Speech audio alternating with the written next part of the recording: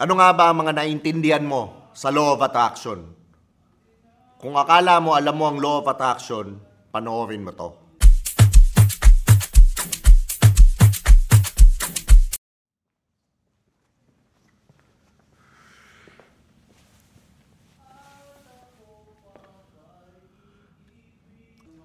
What's up guys? Ito nga pala ang paborito niyong Tio, si Tio Bry. At welcome to Do You Think, ang podcast na self-improvement.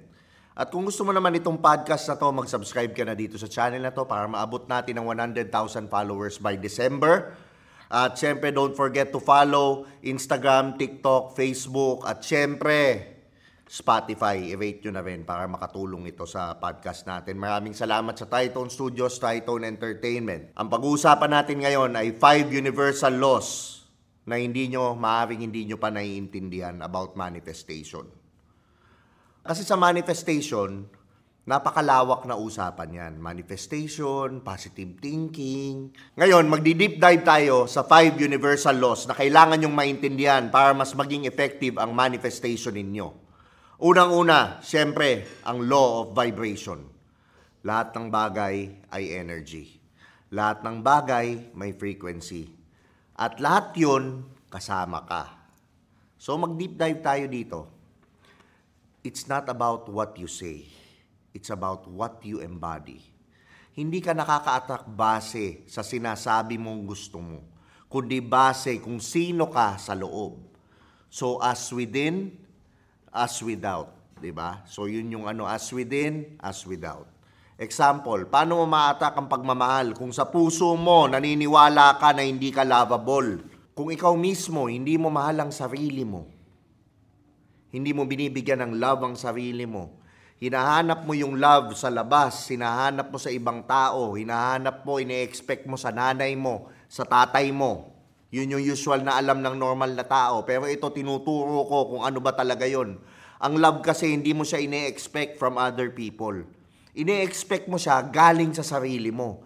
So yung hinahanap mong love sa partner, love sa nanay, love sa tatay, love sa kaibigan, ibigay mo muna sa sarili mo. Kung hinahanap mo acceptance, why won't you start accepting yourself? Kung hinahanap mo service or pag-aalaga, bakit hindi mo alagaan sarili mo? Kumain ka ng tama. Uminom ka ng tubig na maayos. Mag-exercise ka. Tanggalin mo lahat ng toxic sa buhay mo. Diba? Bakit hindi mo simulan sa sarili mo muna lahat ng bagay? Bakit hindi mo mahalin yung sarili mo? Madaming tao dyan, naghahanap silang love, external sources. Hindi nila na-realize yung hinahanap nilang love, sila pala yun. Napakalalim, no? Pero kung gusto nyo mag-dive deep tayo dito, gusto mo ng personal one-on-one coaching, email mo lang ako sa tiobrytv@gmail.com. By the way, just to be clear, hindi po libre ang personal coaching dahil valuable din po ang oras natin. Madami na rin po tayong ginagawa at hindi po ito para sa lahat, para lang po sa talagang seryoso. At sa live coaching natin, magko-coaching tayo via Zoom, makakausap nyo ako ng 1 oras. At mga pag-usapan natin kung ano yung gusto nyong pag-usapan. So moving on to more important things, ang real talk ko sa'yo, kung ang vibration mo takot, pangungulit, or desperation, yun ang isisigaw ng energy mo. Energy never lies. Kung ang itsura mo, mapepeke mo, na alpha-alpha ka dyan, ano-ano yan, pero yung energy na nung kalooban mo na hindi ka naman talaga totoong alpha, at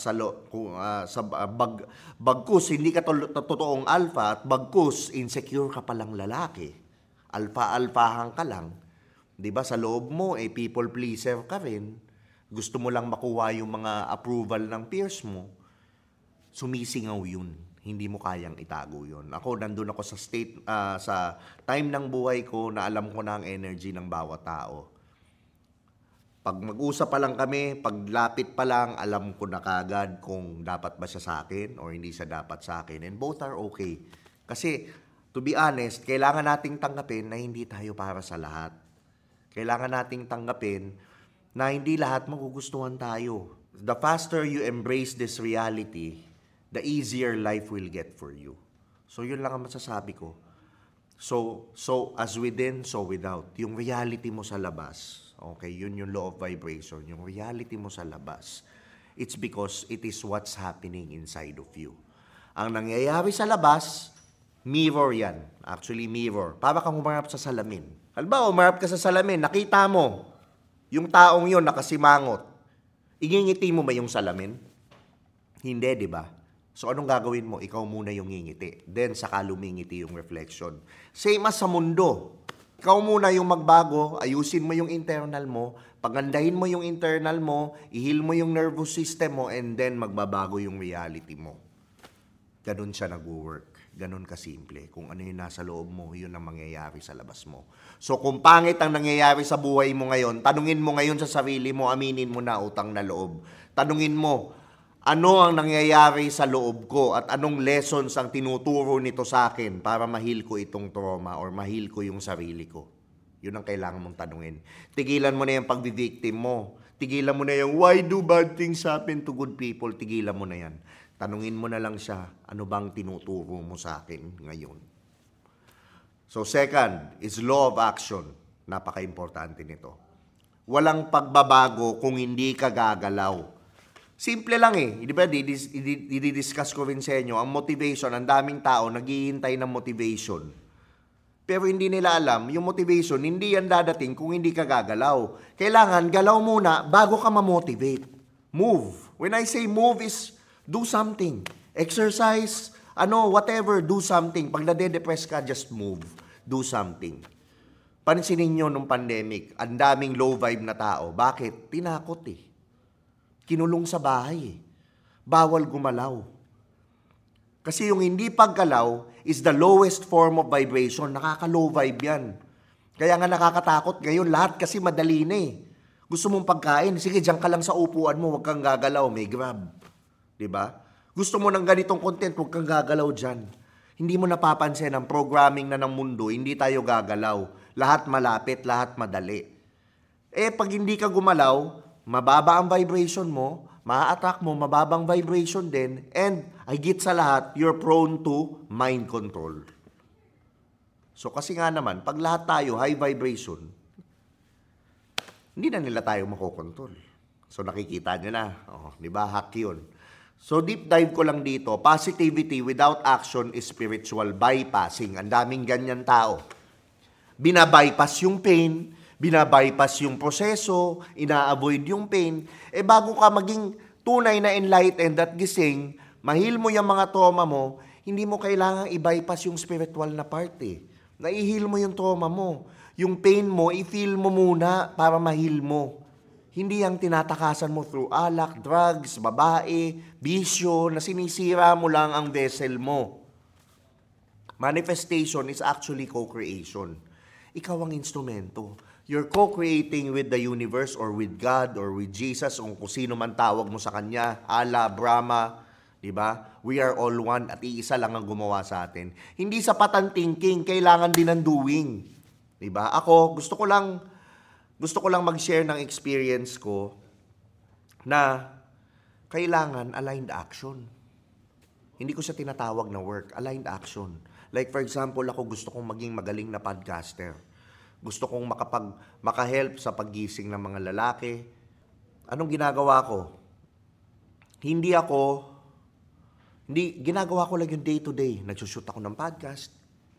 I'm doing it with love, with passion, without expecting any result. Dumidetach ako sa result. Basta at this moment, dito lang ako, present moment, I'm doing the content, I'm shooting the content for you guys without expecting anything. So I call this aligned action. Kasi yung hustle, yung grind, minsan hindi talaga siya eh. Yun na na-realize ko, hindi na ako naniniwala sa hard work ngayon eh. Yes, you work hard, but you work hard on yourself. You work hard on your value. You work hard on your spirituality and heal yourself and everything else will follow. Medyo malalim yun, pero kung gusto nyo mag-deep dive, again, available ang one-on-one coaching natin. Example ko lang dito, gusto mong yumaman pero wala kang financial plan, wala kang sales, wala kang skills. Paano ka nga naman yayaman, di ba?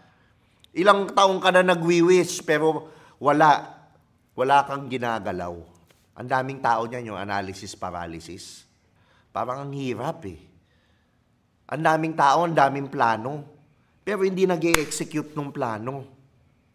Si God, binabagsak niya yung idea sa maraming tao eh.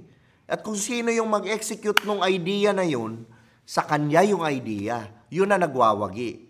Kaya ako, to be honest, ako lang to, hindi ko alam sa inyo. Pero ako, I'm more of gagawin ko muna and I will make mistakes and then I will learn from it. Pero the thing is, nagawa ko na. Just imagine na lang, kung hindi ko in-upload yung mga videos ko sa YouTube, dati, nasaan ako ngayon? Kung nagpatumpik-tumpik ako na naghintay pa ako, hindi eh. Kailangan ko pa ng editor, kailangan ko pa ng camera, kailangan ko pa ng hindi. I just pressed record and I just uploaded. And bahala na.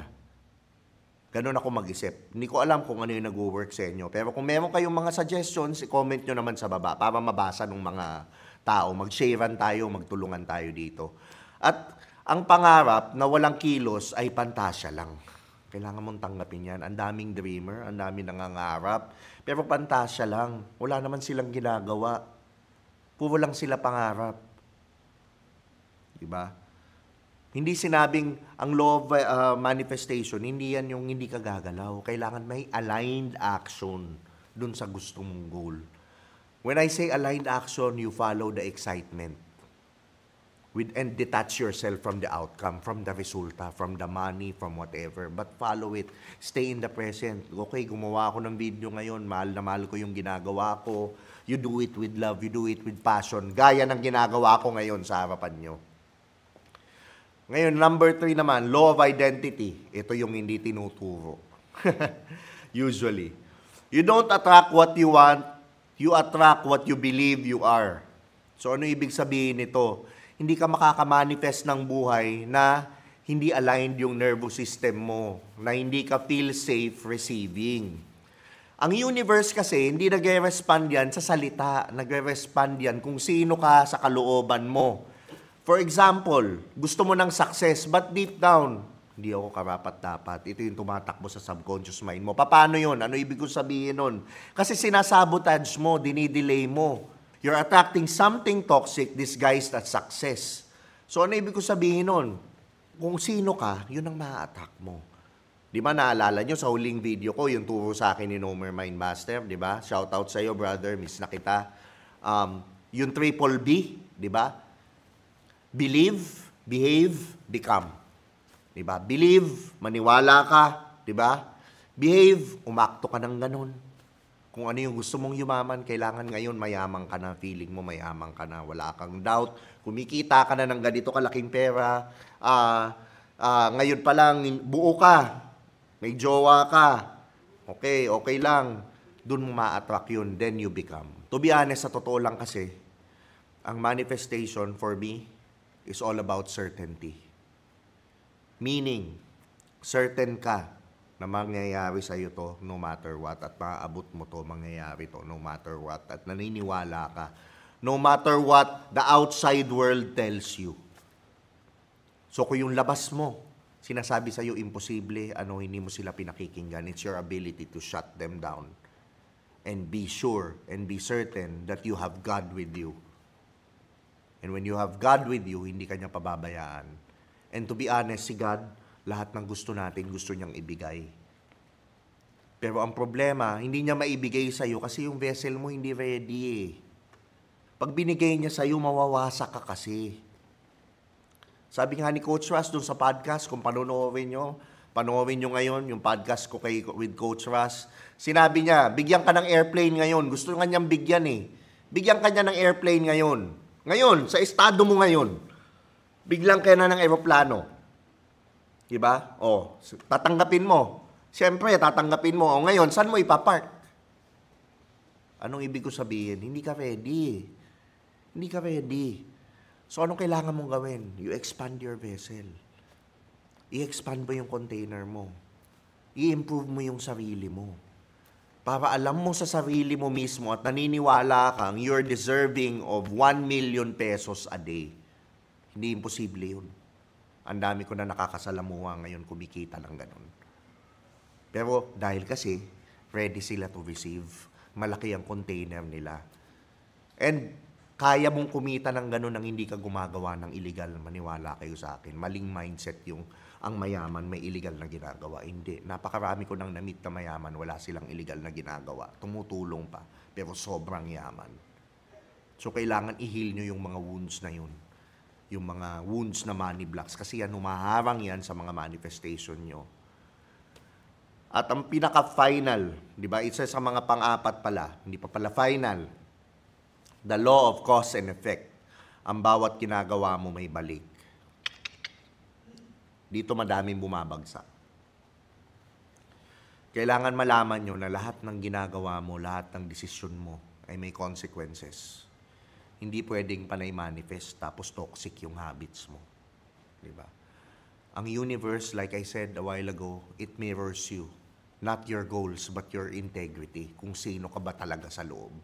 Example, gusto mo maka-attract ng loyalty, pero babaero ka.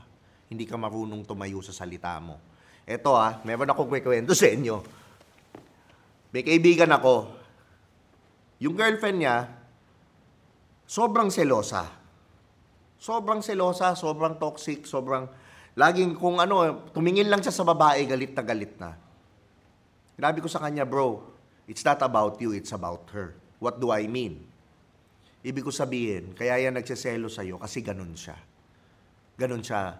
Kasi alam niya sa sarili niya na ganun siya. Thinkers are doers.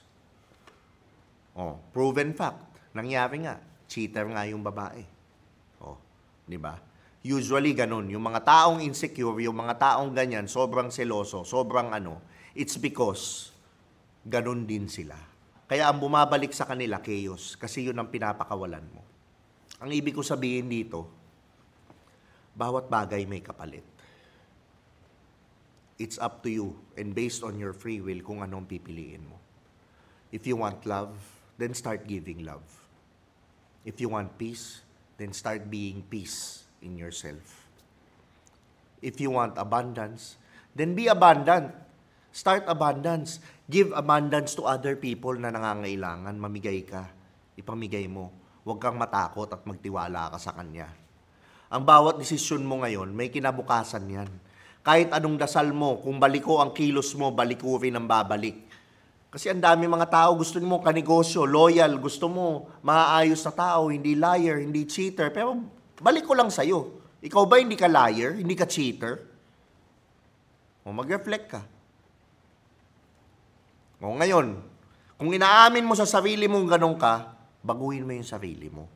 Kasi hindi pa naman uli lahat Ako hindi rin naman kabutihan ng ugali ko. Hindi rin naman ako mabait, pero ako ngayon masasabi kong mabuti akong tao. Nagbibigay ako ng pagmamahal, hindi ako madamot, and I love the people around me. And I am of service of the people around me kahit sa inyong lahat. Maniwala man kayo sa hindi. Ang pinaka-number 5, pinaka-importante at mahirap gawin, it's the law of surrender. Yung hindi mo kayang i-control ng timing, ay kaya lang i-control ng alignment mo. You can't control the timing, only your alignment. Okay, so anong ibig ko sabihin? Ang lalim nito Manifestation is not control. It's alignment plus release. Yun. The more you force, the more you delay, tumatagal yung manifestation mo. The more you surrender, the more nagtitiwala ka kay God, kahit na yung external mo napakapangit, hindi pa nangyayari yung na gusto mong mangyari, naniniwala ka, the more you are in flow with things. Example, gusto mo maka-attract ng love, pero obsessive ka, checking phone, checking signs, that's not flow. That's fear. Di ba sabi ko nga sa inyo, fear, guilt, and shame, yan ang mga kailangan nyong i-release sa katawan nyo. Kasi bumaharang yan sa abundance and sa love na gusto nyong matanggap. Kapag bit-bit mo palagi ang tanong na kailan, baka hindi ka pa ready. Yun. So when I say hindi ka pa ready, yung vessel mo hindi pa ready, i-expand mo muna. Yung gustong ibuhos sa'yo isang baso, pero yung laki ng vessel mo, shot glass, paano yun? So, if you want to expand your vessel, masakit na process yan. Madaming tao mawawala. Madaming habits kang ile-let go. Baka mag-break pa kayo ng jowa mo. Pero kasi ang ibig sabihin nun, yun yung beautiful distraction, masakit na process, pero nag-i-expand yung vessel mo. Diba? Ito gusto ko lang mag-share sa inyo ng isang personal story ko.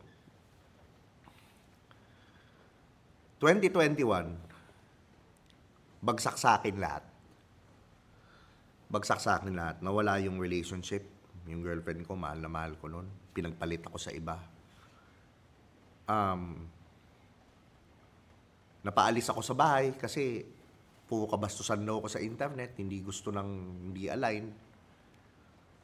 Nawalan akong kotse. Wala rin akong trabaho. Pero nag-content ako. Naniwala ako sa sarili ko. Alam ko sa sarili ko na without a doubt, may mararating ako dito. Nag-content ako, naniwala ako. Araw-araw sinasabi ko, 2022 to 2023, nag-healing journey ako. Kasama ko siyempre ang best friend kong si Nomer Mindmaster. And maraming salamat, napakaswerte ko. Meron ganun sa buhay ko, may taong ganun. I'm forever thankful.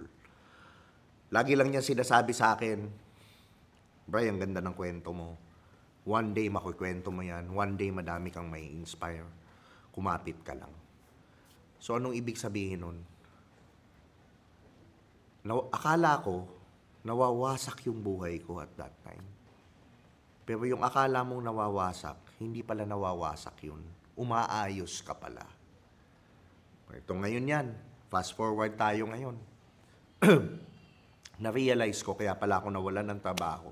Kasi yung trabaho ko hindi nun kayang ibigay yung income na gusto ko. Kaya pala ako pinaalis sa bahay para magawa ko na yung gusto ko at yung gusto kong gawin. Which is mag-content at ayusin ang sarili ko spiritual. Kaya pala ako nawalan ng kotse kasi bibigyan pala ako ng mas magandang kotse. Diba? Yung sa jowa, wala pa. Pero nawalan ako ng jowa. Pero nahanap ko naman yung sarili ko. Nahanap ko yung talagang tunay na pagmamahal na nasa akin pala. Hindi ko pala dapat hanapin sa ibang tao. So anong point ko? Yan yung tinatawag kong beautiful distraction. Kung sa tingin mo nawawasak yung buhay mo, hindi mo, ikaw lang ang nag-judge na pangit yan. Hindi yan nawawasak ang buhay mo. Uma-align ka dun sa tama. Ina-align ka na ni universe dun sa tamang path. At madidiscover mo yan kung itutuloy mo yung healing mo. Mag-heal ka para maayos mo yung sarili mo and then you're ready to receive pagbaso ka na. Ngayon, pitchil na ako. Gusto ko naman maging drum. And unti-unti pa rin akong pumapasok dun sa process na yun. Medyo masakit, medyo pero this time, aware na ako sa sarili ko. By the way, hindi ako guru, hindi ako Imagine nyo lang ako, I'm just a man who made a lot of mistakes in my life na gusto ko lang i-share sa inyo kung ano yung nag-work sa akin. Baka sakali lang din makatulong sa inyo. Pero kung tingin nyo mali or hindi akma sa inyo, okay lang din. I still love you guys. Yun lang yung sa akin. So, sa loob, akala ko dati, sapat na ang pag-iisip ng positive. Pero kahit anong visualize ko, hindi nagbabago ang buhay ko. Kasi sa loob-loob ko, hindi ko pa rin kayang paniwalaan na karapat-dapat ako. So, feeling ko sa sarili ko, tumatakbo sa sarili ko, I do not deserve good things. Yun na yun eh. I had to shift my energy, my identity, my discipline. Hindi mo ma-attract ang bagay na hindi ka pa handang hawakan. So, instead of worrying, prepare yourself because yun naman ang gusto ni God eh. Ibigay sa atin lahat ng gusto natin. Actually, the law of attraction really works. Yung ibang tao lang kasi, ito yun eh, pinakamalaking misconception sa law of attraction. Akala nila, turuan mo ko, like for example, kami ni Nomer Mindmaster, magra-run kami ng manifestation seminar, ang daming a-attend. Pero pagka nag-run kami ng healing seminar, 5 lang ang a-attend. Lahat gusto manifestation. Hindi nila na-realize, manifestation ang pinakamadaling gawin pag healed ka. Kasi everyday, you're manifesting.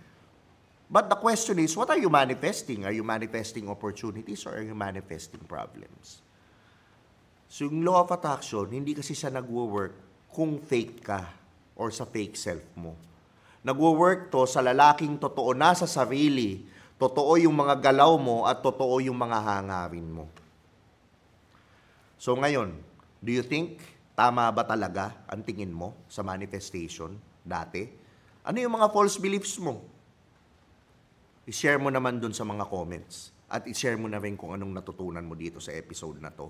Or kung meron ka na mga suggestion or meron kang mai-share sa grupo natin, i-share mo na rin dyan. At babasahin ko at i-replyan natin. I-share nyo na rin to dun sa someone na stuck sa fantasy ng manifestation. Di ba? Utang na loob, hindi lang yan positive thinking. Di ba? Ngayon, i-comment nyo din. Pwede nyo rin comment anong law ang kailangan mong isabuhay ngayon. Di ba? Maraming salamat sa Tritone Studios. Maraming salamat sa Tritone Entertainment. Mag-subscribe kayo dito sa channel. Help me reach 100,000 subscribers this year. Bago matapos ang December para mas madami pa tayong matulungang mga kalalakihan. At siyempre kahit babae na gustong manood nito, pwede rin. Di ba? At huwag niyong kalimutang mag-follow sa lahat ng social media channels ko, 'di ba? Sa Instagram, TikTok, Facebook, YouTube. Siyempre, Spotify, i-rate nyo na rin. At sama-sama tayo lahat sa taas. Ito nga pala ang paborito niyong tiyo, si Tio Bry. Maraming salamat.